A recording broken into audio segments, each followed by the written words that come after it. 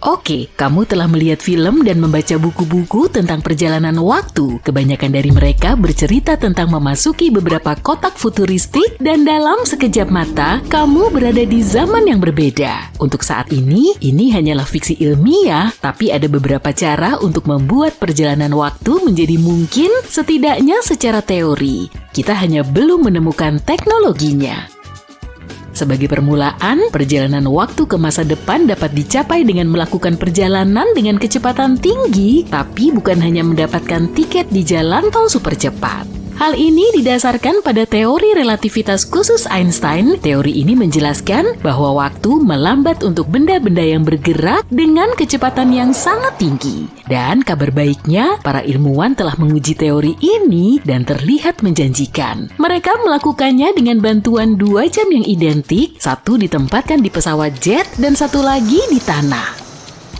Mereka menemukan bahwa jam di jet berdetak lebih lambat daripada jam di darat karena cepatnya jet itu bergerak. Semakin cepat sebuah objek bergerak, semakin lambat waktu yang dibutuhkannya. Saat ini kecepatan tercepat yang dapat dicapai oleh teknologi manusia terlihat pada jenis partikel khusus yang disebut neutrino. Beberapa di antaranya dapat bergerak hampir sama dengan kecepatan cahaya. Pada kecepatan ini, 1 detik untuk proton setara dengan 11 bulan bagi kita. Kita mungkin bisa melakukan perjalanan waktu ke masa depan dengan menggunakan gravitasi. Ide ini juga didasarkan pada temuan Einstein, yaitu teori relativitas umum. Teori ini menjelaskan bahwa semakin kuat gravitasi, semakin lambat waktu bergerak. Artinya, semakin kamu mendekati pusat bumi, kekuatan gravitasi semakin meningkat. Kalau kamu berpikir seperti itu, waktu sebenarnya berjalan lebih lambat untuk kakimu daripada kepalamu. Apakah itu sebabnya aku selalu terlambat? Alasan yang bagus. Efek ini juga telah diukur dengan bantuan strategi yang sama dengan 2 jam yang identik. Para ilmuwan menempatkannya di rak pada ketinggian yang berbeda dan mengukur laju detaknya. Jam di rak yang lebih rendah berdetak lebih lambat karena mengalami gravitasi yang sedikit lebih kuat. Tapi pilihan ini memiliki kekurangan. Untuk dapat melakukan perjalanan ke masa depan yang jauh, kamu harus menemukan tempat dengan gravitasi yang sangat kuat seperti lubang hitam. Lubang hitam adalah sebuah titik di ruang angkasa di mana gravitasi memiliki kekuatan yang sangat besar sehingga cahaya pun tidak dapat menghindarinya. Di sana gravitasi menjadi sangat kuat sehingga materi terjepit ke dalam ruang yang sangat kecil. Semakin dekat kamu ke lubang hitam, semakin lambat waktu bergerak. Namun perjalanan melalui lubang hitam sangat berbahaya. Sebagian besar karena itu adalah tiket sekali jalan. Sekali kalian melewati tepiannya, tidak ada jalan untuk kembali. Fakta menarik, sistem GPS yang kita gunakan pada ponsel dan mobil kita sudah memperhitungkan efek dilatasi waktu agar dapat bekerja dengan baik. Hal ini disebabkan oleh kecepatan satelit yang mereka gunakan dan gravitasi yang mereka rasakan di bumi. Tanpa koreksi ini, GPS ponselmu tidak akan dapat menentukan lokasimu di bumi dengan tepat. Sementara itu, pilihan ketiga tidak terlalu berkaitan dengan kekuatan alam semesta yang tidak diketahui dan lebih berkaitan dengan tubuh kita sendiri. Para ilmuwan mencoba menemukan cara untuk melakukan perjalanan waktu ke masa depan dengan memperlambat proses tubuh kita sendiri. Ini bukanlah perjalanan waktu, kamu tidak akan pergi kemanapun secara teknis. Tetapi kalau tubuhmu tetap diam untuk jangka waktu yang lama, kamu akhirnya bisa terbangun di masa depan. Beberapa hewan seperti beruang dan tupai dapat memperlambat metabolisme mereka selama hibernasi, yang berarti mereka tidak membutuhkan banyak makanan dan oksigen untuk bertahan hidup. Para ahli mencoba mencari tahu apakah manusia dapat melakukan hal yang sama. Mereka sedang mencari cara untuk membuat manusia mengalami hibernasi jangka pendek selama beberapa jam. Hal ini dapat membantu dalam keadaan darurat medis juga untuk menolong seseorang sebelum mereka bisa sampai ke rumah sakit dengan selamat. Pada tahun 2005, para ilmuwan dapat memperlambat metabolisme tikus dengan memaparkannya pada sejumlah kecil gas khusus. Namun ketika mereka mencoba melakukan hal yang sama pada hewan yang lebih besar, hasilnya tidak efektif.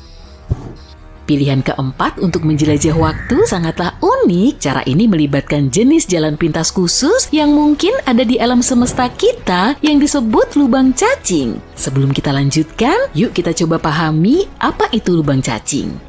Coba bayangkan ada 2 bola dan sebuah trampolin. Kalau tidak ada tekanan yang diberikan pada trampolin akan tetap datar. Sekarang bayangkan 2 bola diletakkan di atas trampolin secara simetris. Kalau kamu melihatnya dari perspektif ini, tidak ada kemungkinan kedua bola itu akan bersentuhan. Tapi kalau kamu memberikan tekanan yang cukup pada trampolin di antara kedua bola, kain yang fleksibel ini bisa meregang sehingga kedua benda tersebut berpotensi saling bersentuhan. Hal yang sama juga terjadi pada bintang-bintang di sistem kebintangan yang berbeda. Bintang-bintang itu cukup besar untuk melengkungkan ruang angkasa di sekelilingnya. Itulah sebabnya sebagian besar planet cenderung mengitari bintang. Terowongan di antara kedua titik tersebut adalah lubang cacing. Lubang cacing ini bisa digunakan untuk melakukan perjalanan jarak jauh, misalnya 1 miliar tahun cahaya, atau bahkan mengunjungi waktu yang berbeda. Banyak ilmuwan seperti Stephen Hawking berpikir bahwa lubang cacing bisa saja muncul dan menghilang, tapi ukurannya sangat kecil, lebih kecil dari atom. Masalahnya kita tidak tahu bagaimana cara menangkapnya dan membuatnya menjadi lebih besar sehingga manusia bisa menggunakannya. Ini akan membutuhkan banyak energi dan kita tidak tahu apakah hal itu mungkin dilakukan. Beberapa astronom mengatakan kalaupun kita bisa menemukan lubang cacing dan memasukinya, lubang cacing akan runtuh dengan sendirinya. Sedikit saja ada tambahan massa, seperti massa tubuh kita misalnya, lubang cacing akan menutup dengan sendirinya seperti karet gelang yang diregangkan terlalu banyak. Solusi kelima untuk menjelajah waktu diusulkan oleh fisikawan Amerika bernama Ron Mallett. Solusi ini melibatkan satu sumber daya yang kita tahu pasti berlimpah di alam semesta, cahaya. Ilmuwan ini mengajukan sebuah teori tentang perjalanan waktu yang menggunakan silinder cahaya yang berputar. Dia percaya bahwa jika sesuatu dijatuhkan ke dalam silinder yang berputar ini, maka sesuatu itu bisa bergerak dalam ruang dan waktu, mirip seperti gelembung yang bergerak ketika kamu mengaduk-ngaduknya dengan sendok di dalam kopi.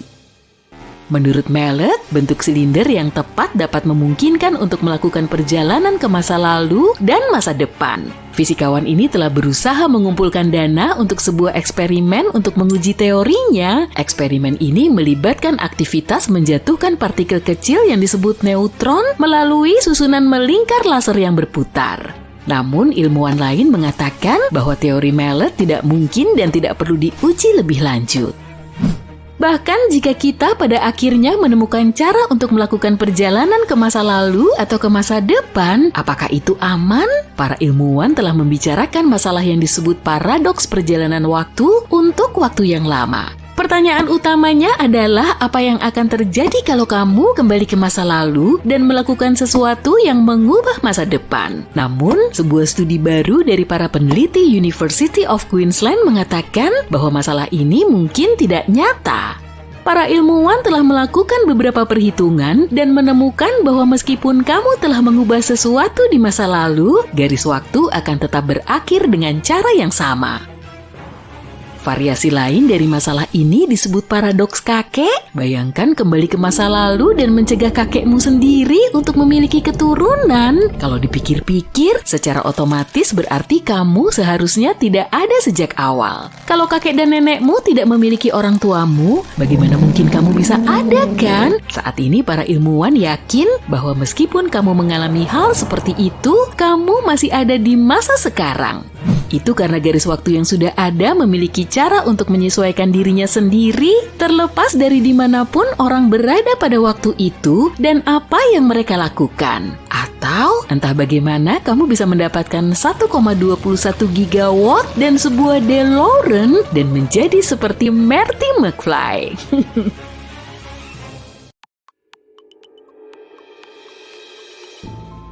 Kamu tahu apa yang dikatakan Stephen Hawking? Bukti terbaik yang kita punya bahwa perjalanan waktu nggak mungkin terjadi dan nggak akan pernah terjadi adalah kita belum pernah diserbu oleh segerombolan turis dari masa depan. Tapi gimana kalau para turis ini datang ke masa kita, tapi mereka melakukannya secara diam-diam? Kamu bahkan mungkin pernah bertemu dengan salah satu dari mereka. Yuk kita lihat penjelajah waktu yang paling terkenal. Perkenalkan Orin, dia adalah cyborg yang datang kepada kita dari tahun 2050 untuk menghentikan kiamat yang akan datang. Pada 2020, dia muncul di sebuah acara TV di mana dia mengatakan seluruh dunia ada di dalam Matrix, kemudian dia menjadi berita utama dan memberikan wawancara kepada kanal YouTube populer. Sebagai bukti dia adalah cyborg, dia mendemonstrasikan suara robotiknya yang bisa dibuat dalam program komputer sederhana. Dan dia juga menyebut dirinya kita karena dia menyatakan dirinya sebagai kesadaran kolektif yang datang untuk menyelamatkan umat manusia. Orin menjadi terkenal karena ramalannya tentang masa depan, namun ternyata banyak ahli yang telah mengumumkan ramalan ini sebelumnya. Dia juga bilang sebuah perusahaan besar sedang menekan umat manusia dan kita berada di dalam simulasi komputer yang rumit. Kalau kita nggak memperbaiki diri atau peduli terhadap satu sama lain dan alam, maka kiamat akan dimulai pada 2050. Orin nggak lagi muncul di acara-acara besar, tapi dia punya basis penggemar kecil yang menyukai segala macam teori yang fantastis. Penjelajah waktu lainnya adalah Adam Archen yang datang kepada kita dari tahun 2045. Ada sebuah wawancara dengannya di YouTube di mana dia berbagi beberapa detail tentang masa depan Amerika Serikat. Setelah itu videonya menjadi viral dan menjadi berita utama di banyak surat kabar. Archen melaporkan presiden resmi terakhir negara Amerika Serikat adalah putri Martin Luther King III, Yolanda Reyna King, dan dia akan menjadi presiden Amerika Serikat terhebat dalam sejarah. Peristiwa menarik lainnya yang diumumkan Archen akan terjadi pada 2028. Dia bilang manusia akan mengetahui tentang keberadaan peradaban luar angkasa. Dia menambahkan, makhluk-makhluk ini nggak akan datang dari luar angkasa. Dia juga bilang dunia akan beralih ke mata uang digital tunggal dan semua uang tunai akan hilang. Tentu saja nggak ada yang mempercayainya, sehingga para ahli melakukan tes pendeteksi kebohongan. Dan Adam Archen berhasil melewatinya. Dia bilang dia punya sebuah chip di tangannya untuk memfasilitasi perjalanan waktu. Peradaban luar angkasa akan tiba di bumi pada 2028 dan pada 2045 manusia akan lebih dekat dengan robot. Pendeteksi kebohongan gak menyatakan Archen berbohong, tapi ini bukan berarti dia berkata jujur karena alat ini bisa ditipu dengan bantuan pelatihan khusus. Bagaimanapun pada 2028 kita akan mengetahui apakah Archen benar atau tidak. Semua penjelajah waktu ini tiba di masa lalu dan untuk beberapa alasan nggak menggunakan pengetahuan dari masa depan. Apa yang akan kamu lakukan kalau kamu bisa kembali ke 50 tahun yang lalu? Mungkin kamu akan menginvestasikan uangmu pada saham perusahaan baru yang akan menjadi perusahaan besar yang mahal. Dengan begini, semua orang akan percaya kamu benar-benar berasal dari masa depan. Dan ngomong-ngomong, ada seorang pria loh yang melakukannya. Dia menginvestasikan $800 di bursa saham dan menghasilkan $350 juta. Nama orang ini adalah Andrew Carson dan dia mendapatkan jackpot besar pada 2003. Namun dia nggak bisa menikmati kehidupan yang kaya raya karena FBI mendatanginya. Andrew menjual beberapa saham dan membeli saham lainnya dan melakukannya dengan sangat sukses. Dengan demikian dalam beberapa bulan dia menjadi seorang jutawan. Komisi Sekuritas nggak percaya dengan kebetulan seperti itu, jadi mereka memanggil FBI. Selama interogasi, semua orang yakin Andrew akan mulai membela diri dan mengatakan bahwa dia beruntung. Namun dengan tenang dia menjawab, dia datang dari tahun 2256 dengan bantuan mesin waktu.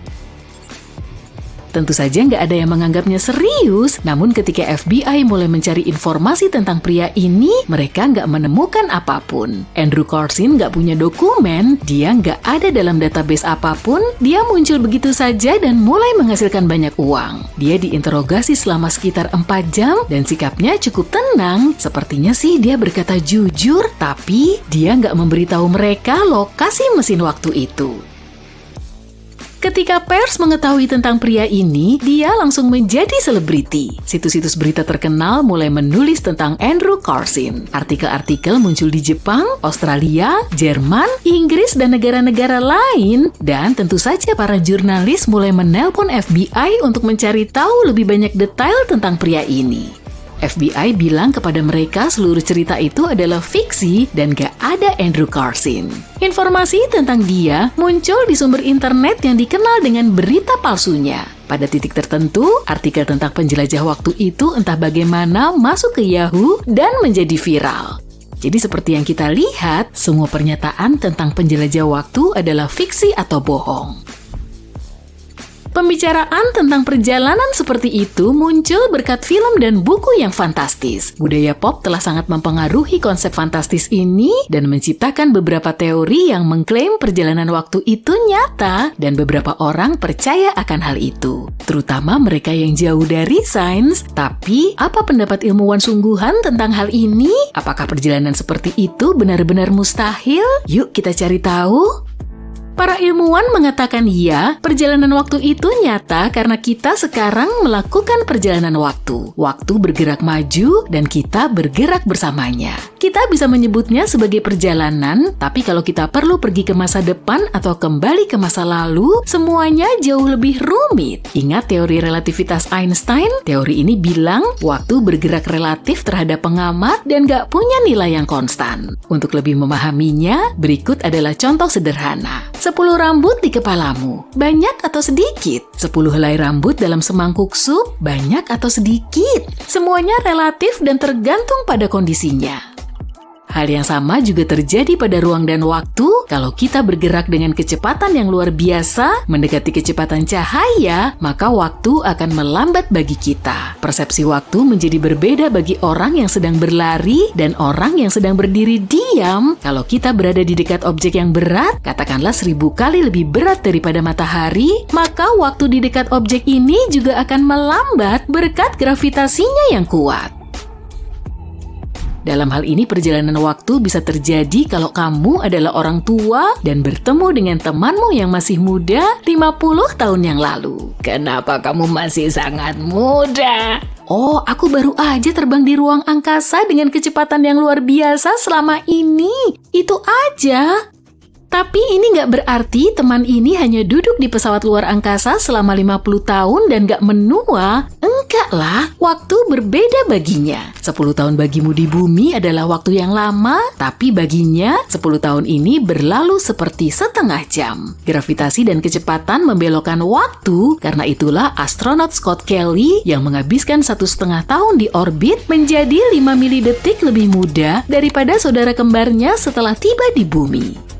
Selama ini Scott menghabiskan waktunya di dalam pesawat luar angkasa yang terbang di orbit dengan kecepatan tinggi dan dia juga berada lebih jauh dari pusat gravitasi planet ini. Jadi waktu berjalan lebih lambat 5 milidetik baginya daripada saudaranya. Secara objektif, waktu selalu berjalan dengan kecepatan yang sama, tapi kecepatannya berubah di dalam persepsi pengamat yang berbeda dalam kondisi yang berbeda. Itulah yang dimaksud dengan teori relativitas. Lalu bagaimana dengan melompat ke masa depan atau masa lalu seperti di film-film? Lubang cacing akan membantumu dalam hal ini. Wah, coba deh lihat ke atas sana. Lagi ada hujan meteor ya? Asik, pasti bakal epic nih. Tapi bohong. Ya udah, gimana kalau mengamati bulan purnama aja? Terakhir kali muncul bulan kemarin, tepatnya pada tanggal 27 Februari. Bulan memantulkan cahayanya langsung ke mata kita karena berseberangan langsung dengan bumi dan segaris lurus dengan matahari. Dengan begini, cahaya matahari bisa menerangi bulan. Muncullah pemandangan malam yang fantastis. Nah sekarang, coba deh amati bulannya baik-baik. Agak mirip dengan bola salju raksasa yang menggantung di langit malam kan? Sebagian suku asli yang tinggal di dekat kutub utara mungkin juga punya anggapan yang sama. Karena itulah, mereka selalu menyebutnya sebagai snow moon saat bulan terlihat besar dan penuh. Buruan, ambil teleskopmu sekarang juga, karena tanggal 9 dan 10 Maret akan ada 3 planet yang berjajar rapi. Pastinya akan jadi pemandangan yang cantik. Semoga videonya bisa di-upload tepat waktu ya. Dari atas ke bawah akan terlihat Jupiter, lalu Saturnus, dan nggak ketinggalan juga ada Merkurius. Kemungkinan kamu juga akan melihat detail dari ketiga planet ini, tergantung dari kualitas teleskopmu sih, kalaupun kamu punya. Tinggal puter ini, puter itu, lalu tada! Ada planet lainnya juga. Kelihatan jelas banget, seolah jarak masing-masing planet nggak sampai ribuan kilometer. Tapi nggak cuma itu aja, semuanya bisa dilihat dengan mata telanjang. Wah mantap, nggak perlu pakai teleskop dong. Ya, tapi kamu cuma akan melihatnya seperti 3 bola putih yang berjejer di langit luas. Tetap aja epic, ya kan? Arahkan pandanganmu ke tenggara sekitar setengah jam sebelum matahari terbit. Wah, ketiganya sudah kongko aja tuh. Mandi memang menyegarkan ya. Gimana kalau ku bantu menyegarkan matamu juga dengan hujan meteor? Udah, simpan dulu teleskopmu ini. Tenang aja, kalau kamu nggak sempat melihat semuanya. Tahun ini akan terjadi beberapa kali kok. Dan epicnya lagi, waktu kemunculannya lumayan tersebar. Cek dulu kalendermu, lalu pasang pengingat pada bulan April, Agustus, Oktober, November, dan Desember. Dalam sebulan bahkan ada loh yang frekuensinya sampai 2 kali. Contohnya bulan Oktober dan November. Pilih saja bulan dan hari yang pas buat kamu. Cek lagi kalendermu. Ingat juga ya, hindari musim hujan kalau kamu ingin menikmati fenomena menakjubkan ini dengan tenang. Dongakkan kepalamu dan tatap langit gelap sepanjang malam. Tunggu aja sampai hujan meteornya muncul. Atau kalau siang harinya kamu harus ngantor, pasang jam alarm aja biar bisa bangun saat tengah malam. Awas, Merkurius mulai menghantam bumi. Haha, enggak lah. Tenang, planet ini masih ada di posisinya kok. Hanya saja Merkurius akan berada pada jarak terdekatnya dengan bumi. Pada tanggal 17 Mei, planet ini akan berada pada elongasi timur maksimumnya, sehingga akan mudah diamati. Sesaat setelah matahari terbenam, arahkan pandanganmu ke ufuk barat dan coba cari planetnya. Peristiwa ini akan terjadi lagi pada tanggal 4 Juli, tapi kamu perlu melihat ke arah timur. Jangan lupa pakai kompas ya. Jarang-jarang kan kamu bisa memandangi Merkurius yang menawan itu, sambil menikmati segelas kopi di pagi buta. Kalau kamu melewatkan peristiwa ini, tenang aja. Coba lagi pada tanggal 14 September dan 25 Oktober. Akan seperti apa ya kalau bulan kehilangan warna putih alaminya? Fenomena ini akan terjadi beberapa hari setelah Merkurius muncul pertama kali sepanjang tahun, yaitu pada tanggal 26 Mei. Pada tanggal tersebut akan terjadi gerhana bulan total. Perlahan, bulan akan mulai terlihat gelap, seolah permukaannya dilumuri cat merah, sampai kemudian warnanya berubah menjadi merah membara seperti ini. Sayangnya, fenomena ini cuma bisa diamati di Samudra Pasifik. Itu pun dengan berlayar, atau di area nan tenang di Asia Timur. Kalau kamu berada di sekitar Tokyo Tower saat peristiwa ini, wah, kamu beruntung banget. Gerhana bulan total ini akan terlihat di seantero Jepang. Atau kalau kamu kebetulan tinggal di kawasan timur Amerika Utara, kamu juga akan mengamati perubahan bulan. Nggak akan berubah wujud jadi serigala sih, kecuali kalau kamu jadi werewolf. Yang berubah cuma warnanya. Masih soal bulan, kamu ingat lubang hitam raksasa kan? Nah, fenomena astronomi yang satu ini juga mirip-mirip dengan lubang hitam. Pada tanggal 10 Juni, yaitu selama gerhana matahari cincin, bulan akan berada pada titik terjauhnya dari bumi. Saat itulah bulan akan menutupi sebagian besar matahari dan meninggalkan sedikit lengkungan yang bisa kita lihat. Nah, saat peristiwa ini, langit cuma akan memperlihatkan cahaya cincin berukuran besar. Kemungkinan kamu nggak akan bisa melihat bulan di langit sana, karena wujudnya akan sama dengan area di sekitarnya, tanpa warna atau hitam pekat. Cincin yang kamu lihat itu adalah sinar matahari. Oke, mumpung kita masih bahas soal cincin, yang satu ini juga nggak kalah epic. Cincin Saturnus. Planet ini memang super komplit, termasuk planet. Cek, punya cincin. Cek, dan jangan kaget juga dengan fakta ini. Punya 82 satelit. Mungkin tiap tahun ada aja satelit baru yang bermunculan ya. Pada tanggal 2 Agustus, Saturnus akan berada pada titik terdekatnya dengan bumi, dan matahari akan membantu menerangi planet ini. Selain terlihat paling terang sepanjang tahun, Saturnus juga akan muncul sepanjang malam. Saatnya mengeluarkan teleskopmu lagi. Teleskop sedang juga bisa dipakai kok. Itu pun kalau kamu mau melihat cincin dan beberapa satelitnya yang paling terang. Ada juga planet lain yang mendekati bumi, Jupiter. Tepatnya pada tanggal 19 Agustus, hampir sama seperti Saturnus yang mendekati bumi. Peristiwa ini juga ditandai dengan matahari yang bersinar terang di permukaan raksasa gas ini. Tapi bedanya, dengan teropong kamu akan bisa melihat 4 satelit terbesarnya. Yah, meskipun cuma berupa titik-titik kecil, kamu jadi tahu rupa yang sebenarnya kan? Masih kepikiran dengan hujan meteor yang tadi kusebutkan di awal ya? Oke, inilah hujan meteor terbaik yang pernah ada, atau disebut sebagai hujan meteor Perseid. Hamparan langit akan terlihat seperti digempur batu menyala dari ketapel raksasa. Selama hujan lebat ini, kamu bahkan bisa mengamati sampai 60 meteor per jam. Sinarnya juga sangat benderang. Lihat tuh, baru aja melintas. Wush! Wah, ada lagi tuh yang nyusul. Tanggal 12 dan 13 Agustus emang paling pas buat rebahan santai di atas rerumputan sambil mengamati langit. Biasanya, selama 2 hari ini, langit malam akan terlihat cerah dan gelap. Cocok banget lah untuk melihat hujan meteor. Kamu pernah lihat bulan yang warnanya kemerahan kan? Peristiwa ini disebut dengan gerhana bulan parsial dan terjadi pada tanggal 19 November. Bulan merah yang sama akan semakin gelap saat bergerak melintasi bayangan bumi. Sayangnya, fenomena ini cuma bisa diamati di sebagian wilayah. Ini bumi kita. Yuk kita tandai dulu tempat-tempat yang bisa kamu datangi untuk melihat gerhana bulan parsial ini. Pertama ada Eurasia Timur, kemudian Jepang. Samudra Pasifik juga masuk dalam daftar ini, tapi kamu perlu naik kapal untuk sampai ke sana. Berikutnya Amerika Utara, Meksiko, Amerika Tengah, dan terakhir sebagian wilayah barat Afrika Selatan. Pakai dulu kacamata gerhana mataharimu ya untuk menyaksikan fenomena astronomi terakhir sepanjang tahun ini, gerhana matahari terakhir. Fenomena ini akan terlihat sangat jelas karena bulan akan menghalangi matahari hampir selama 2 menit. Kamu juga akan bisa melihat korona matahari atau atmosfer terluar matahari. Tapi yang bikin ngenes, kamu harus pergi ke Antartika atau Atlantik Selatan untuk melihatnya. Kalau kamu nekat mau pergi juga, hati-hati aja deh. Katanya di sana dingin. Brrr.